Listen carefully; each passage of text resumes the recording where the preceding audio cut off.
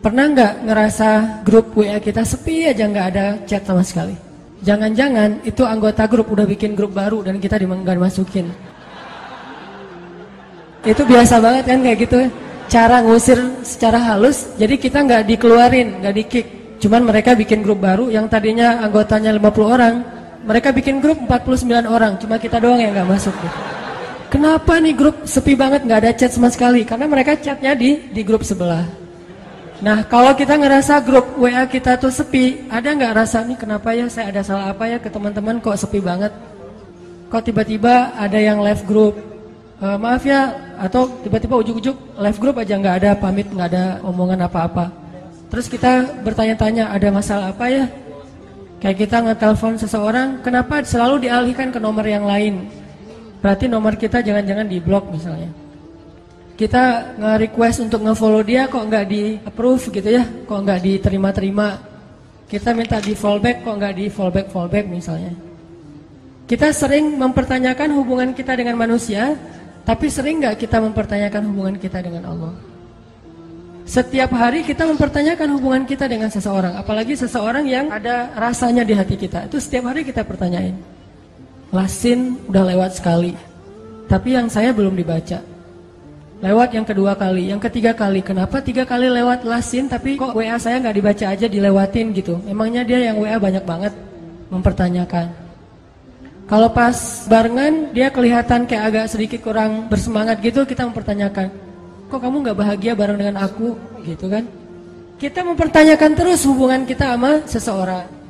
Apakah kita punya kepekaan yang sama untuk mempertanyakan hubungan kita dengan Allah Subhanahu wa Ta'ala? Dan kalau kita tidak baik hubungannya dengan Allah, gak mungkin bisa baik dengan siapapun. Kalau nggak baik hubungannya dengan Allah, nggak mungkin kita bisa enjoy ngejalanin hidup kita. Nggak mungkin. Sama kayak kita kalau nggak baik hubungannya dengan orang yang kita sayangin, yang berpengaruh dalam hidup kita, itu pasti hari itu nggak nyaman. Pagi hari misalnya ada sedikit keributan kecil sama pasangan, itu sepanjang hari bete aja tuh. Tapi kalau pagi hari itu dibuka dengan mungkin kata-kata yang mesra, kata-kata yang baik sebelum pergi kerja, misalnya ada kecupan yang halal misalnya kan ya, itu pasti sepanjang hari bahagia. Kalau nggak percaya coba deh. Akad dulu maksudnya. Akad, udah gitu coba. Kamu ngapain akad? Cuma pengen ngerasain yang Ustaz Hanan ngomongin. Cuma iseng doang gitu. Ini bahaya. Nah, itu pasti berpengaruh buat hari-hari kita, apalagi hubungan dengan Allah Subhanahu wa Ta'ala. Nah, pertanyaannya adalah gimana caranya biar hubungan kita dengan Allah itu asik terus? Hubungan kita dengan Allah itu happy terus. Jadi kalau suami istri itu kayak pacaran terus gitu. Gak mikirin listrik tunggakan 2-3 bulan misalnya ya. Gak mikirin misalnya ada kewajiban-kewajiban apa. Cuman mikirin jalan kemana, terus ngapa-ngapain gitu pokoknya. Gak usah diperjelas. Susah ngomong depan jomblo. Banyak yang harus disensor ini mah. Nah, gimana caranya kita dengan Allah tuh punya hubungan yang selalu excited. Setiap hari itu bangun tidur bahagia. Apalagi bangun tidurnya sholat subuh. Walaupun dijamak sama duha sih. Selalu bahagia gitu pagi-pagi. Pagi bahagia, malam sebelum tidur WA Allah dulu 100 ayat. Kalau nggak sanggup 100 ayat, 10 ayat deh minimal. 10 ayat baca Quran.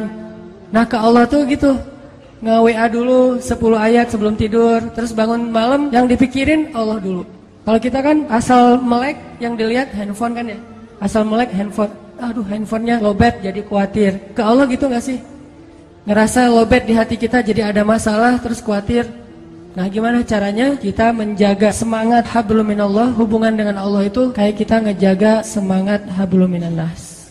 Sehingga kata Allah, caranya perbaiki illal musallin. Perbaiki hubungan kita dengan Allah lewat sholat. Sholat kita udah benar belum nih? Udah sholat kok, tapi benar gak sholatnya? Jangan-jangan sholat kita sekedar basa-basi doang. Datang, wudunya juga gak sempurna, berdirinya gak sempurna, asal udah beres, pergi. Berarti sholat kita basa-basi. Itu mungkin salah satu penyebabnya.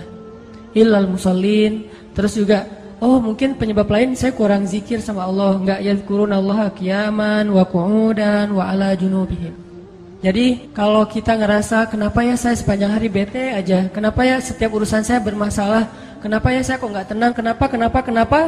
Halu'a idza massahu syarru jazu'a wa idza massahul khairu manu'at. Terombang-ambing aja perasaannya tuh nggak stabil, labil banget. Berarti ada masalah antara kita dengan Allah.